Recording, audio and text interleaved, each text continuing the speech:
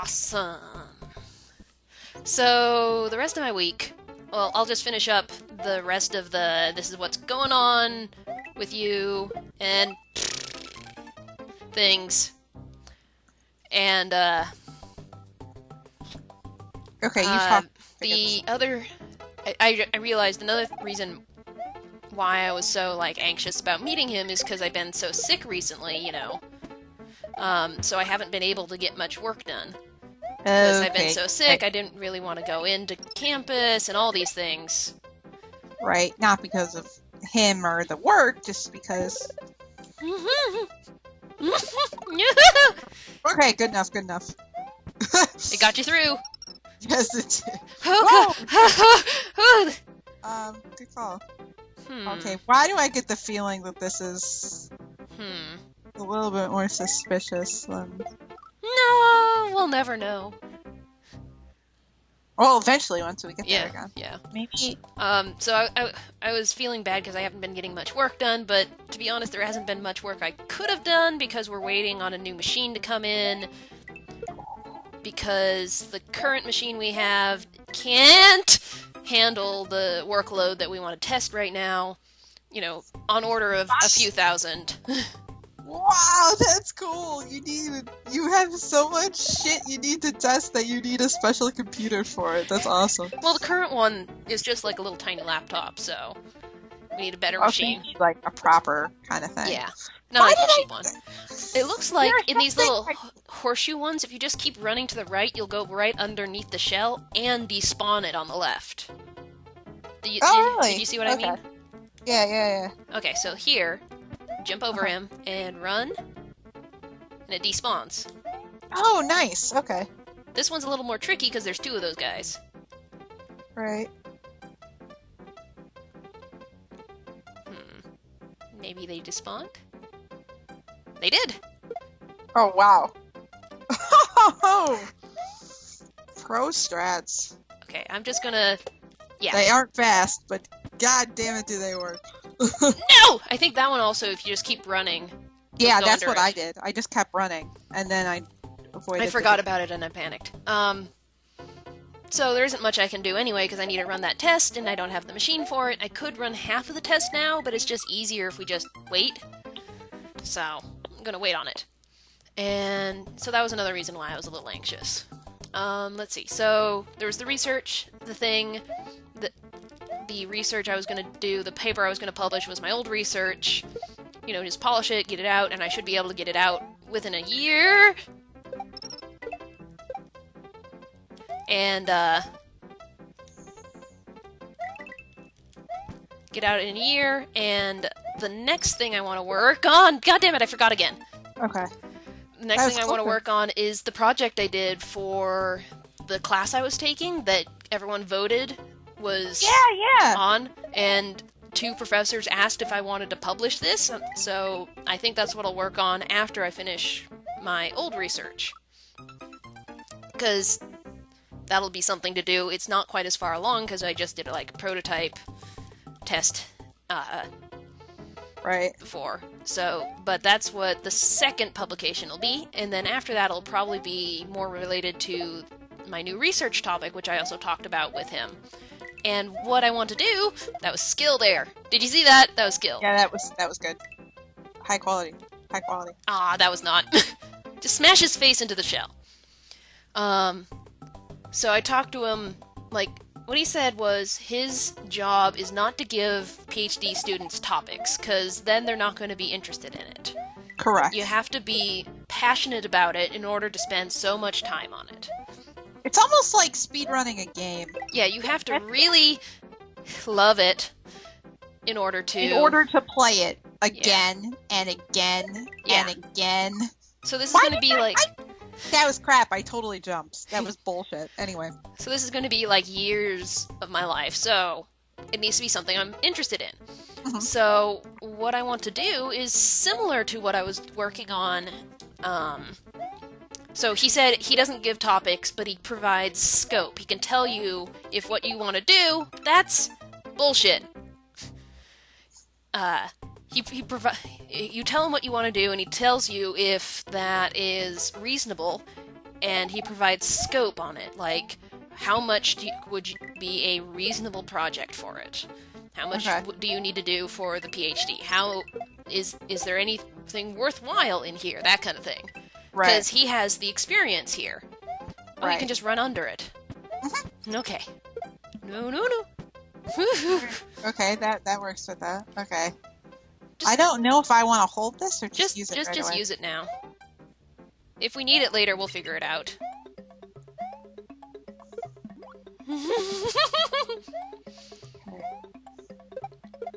No!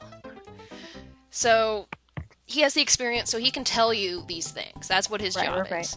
So I mentioned to him about procedural generation, which is what I was doing for my original topic. I talked about it on different series that we've done.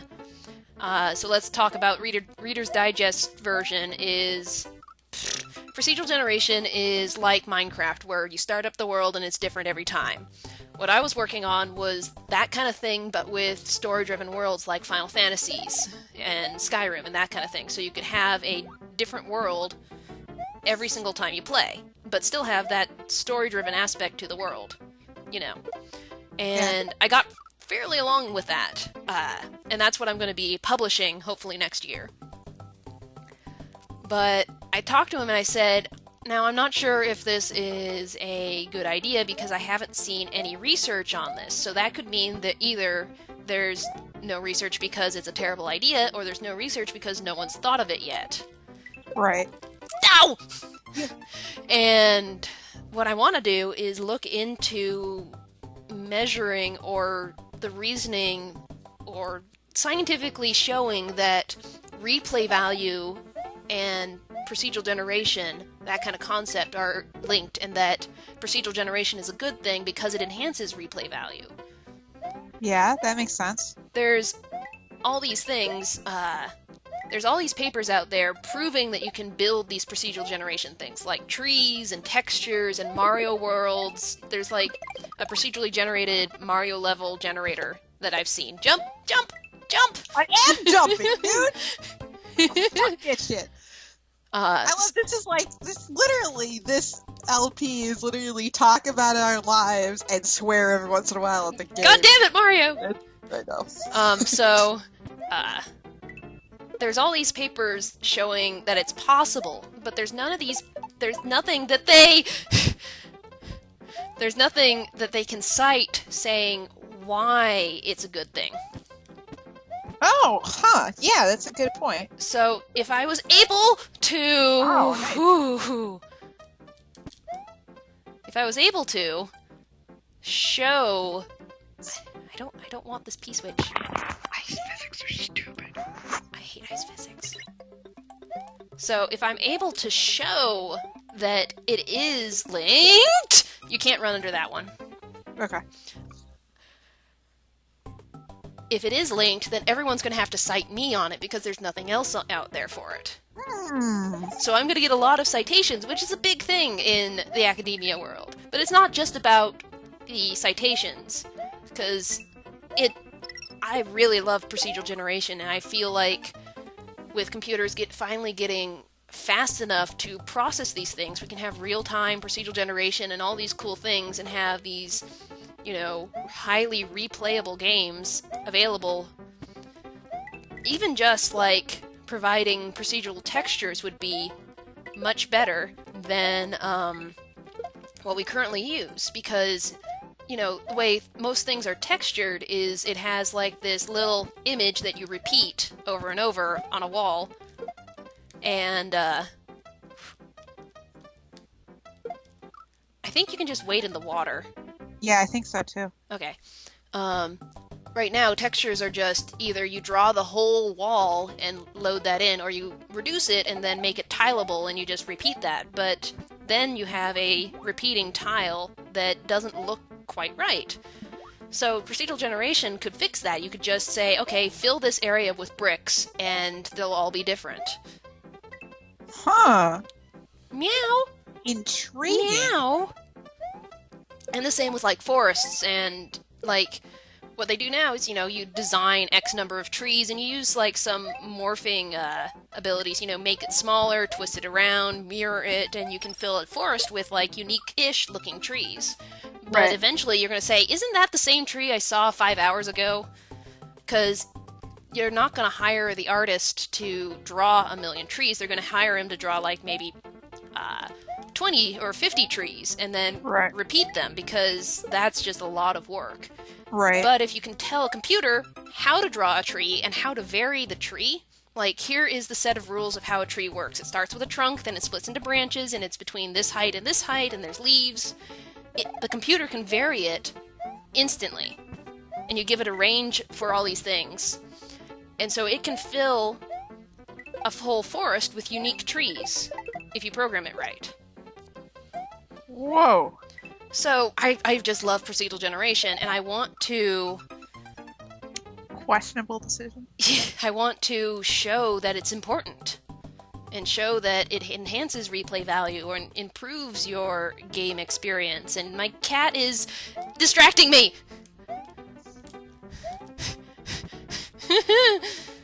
So, it's not just about, getting citations. It's also about, procedural generation. Fuck yeah. And,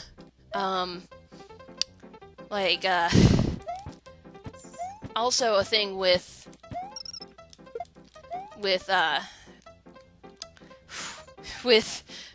sorry, I need to think. No, that wasn't thinking. That fish is frowning. That's awesome.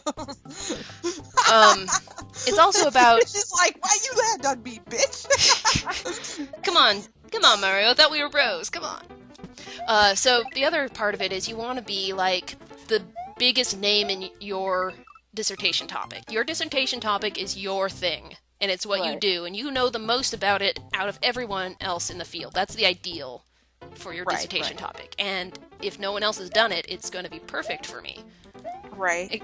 examining it. And when I told him about this, how I didn't know, Oreo, no, the things on the screen are not bugs. No, Kitty. Kitty, no. He looked over the top of my laptop and saw the little shellless Koopa walking around, and he was watching it. It's cute. You're a sweetheart, Kitty, but I can't do this with you, Kitty. Okay. What was I saying? You were talking about how, ideally you want to be the person on Yes. whatever topic you come up And no with. one has done this. And when I told him about this, I said I didn't know why no one had done this yet, and mentioned that maybe it was because there was nothing there. Because sometimes the reason why no one's researched something is that there's, nothing to discover. Right. And he said that it sounds promising, and that the reason why no one's done it before is that no one's considered the human aspect of it yet. And that's what human-centered computing is about, because it's sort of a newish field where it's looking at how humans and computers interact. And my cat interacts too. And, so he said that it seems like a good idea. And Right. what I need to do is come up with a basic idea of how I want to go about this and submit it to him, and we'll come out with an outline, and then we'll do other things, and my cat is going to ruin this!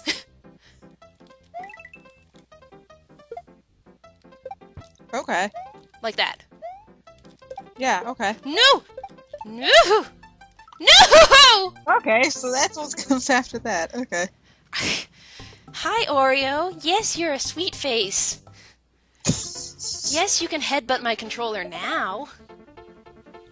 No. That's what happens with you when you don't jump over the shell. Yep. So it looks promising about my new topic. So now I just need to work on how to design an experiment to detect that.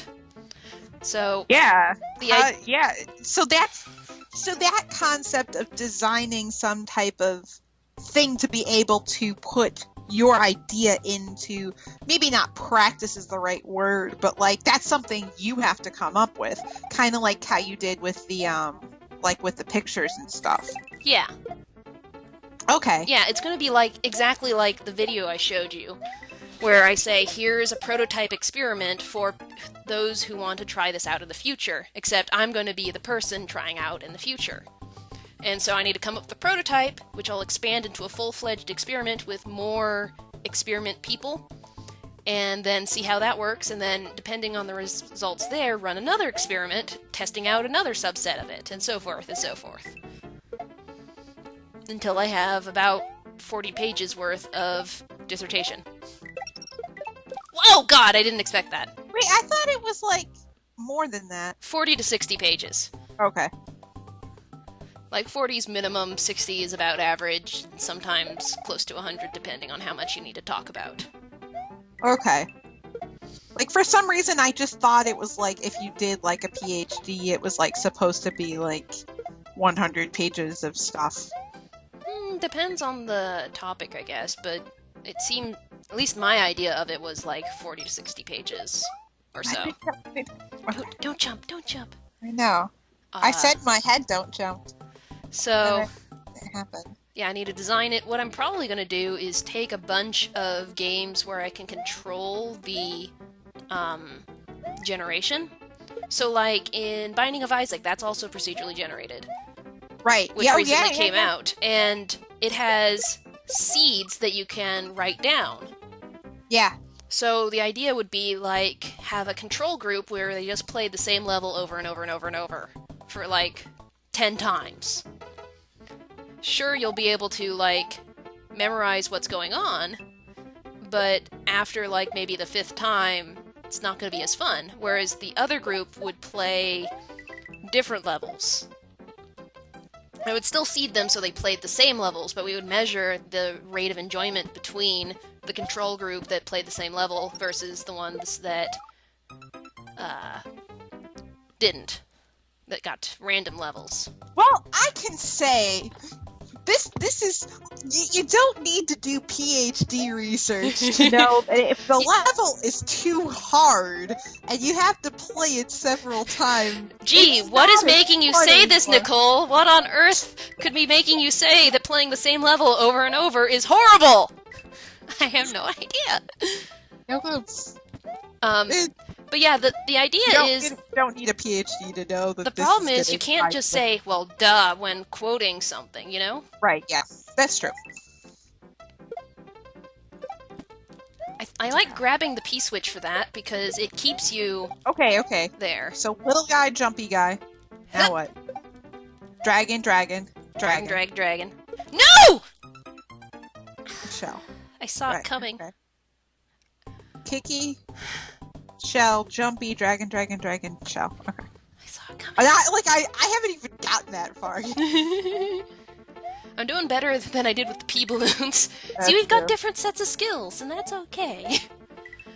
Anyway, but that's probably how I'd set up the basic experiment, but then, like, it needs to have more to it, so I'm not sure where to go from there, but that's what advisors are for. But it's probably going to be like that in, like, various different games, and showing that, holding the P-switch for that is really helpful. Oh, there. The P-switch can knock that out, though. No. Knock out a shell? I don't think so. No, it doesn't. Well, I think that's the farthest I've gotten, actually. Yeah. So, I think that there's good work there. Because obviously it increases replay value, and we'll probably play like a bunch of different kinds of games like Binding of Isaac or Don't Starve or some of the the Mario levels that can be generated, stuff like that. Like, I know, and then show that replay value or enjoyment was enhanced when you could play different levels, something like that. If I remember correctly, and this was probably a long time ago now, but I remember you said something about presenting some of this procedural generation stuff, and like at some conference, and you said that a couple of people said to you that it has like other applications to things. Did you ever think of like exploring that as well? The applications were for like a subset engine I wrote to solve a problem that I wanted to solve in my original research with the procedurally generated worlds. Right. So, let's see. The gist of it is, in my old research, I abstracted the world into... I should have kept running. I abstracted the world into locations of interest, like a town or a cave or something like that. And connections between them are relations. So, like, if you start in town A and you need to walk by foot to town B, that would be a connection. Right. And you can say, I need to walk between these two, and I want it between, I don't know, 5 to 10 miles. And so you can set those weights, and what I needed to do was to randomly place these locations of interest so that they satisfied those relationships. Right. Because you can't just randomly throw them into the world, because then it doesn't satisfy. Town A could be on a different continent from Town B. So Correct. you couldn't just randomly place it like you do normally with these kind of procedurally generated things. But with procedural generation, there's usually kinds of rules, like you can't have trees in a desert or something. Right. You know, right. there's rules and structures. So what I needed to do was to structure it a little more than just purely random locations. So it was similar to, like, planarizing a graph, if you've heard of that, where you try to take a graph with nodes and edges and put it on a plane such that no edges cross. So it's similar to that. Okay. I looked into that a little bit, but that was actually a little more strict than I needed, because it didn't matter if these restrictions crossed each other. Okay. It doesn't matter if you say the restriction between A and B doesn't have anything to do with the restriction between C and D. It doesn't matter. Okay. Why did I do that? I don't know. So what I did was I decided to turn to a physics engine where I converted the locations of interest to physical entities, like little weights. Okay. And they're all the same weight, but you can adjust that if you wanted to. And between them, I attached this physical, like, sliding spring, where if it's between the minimum maximum distance that you set for that restriction, it applies 0 force. So it says, this is cool, you don't need to move. But if it's outside the maximum, larger than the maximum, no. Saw it coming. If you're outside the maximum, it'll pull the two nodes towards each other. And if you're inside the minimum, it'll push them away, like a spring. Huh. So with that, I just randomly threw the nodes into a world and let the physics of it push them until there was no more forces applied. So that it eventually settled down into a situation where it satisfied all the restrictions, or if there were two restrictions that couldn't be resolved between each other, the error would be distributed throughout the system. Huh. So that's Sounds confusing. It sounds fascinating, but confusing at the same time. So that's the system that the guy said that would have other applications, because, you know, these locations of interest don't have to be like things in a video game. It could be like, I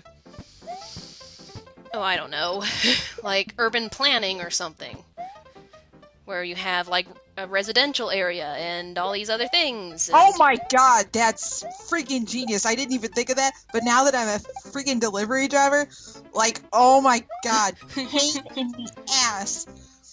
I swear to god, like, this is actually earlier. Okay, we're at like 24 minutes, so okay. We will continue in the next one.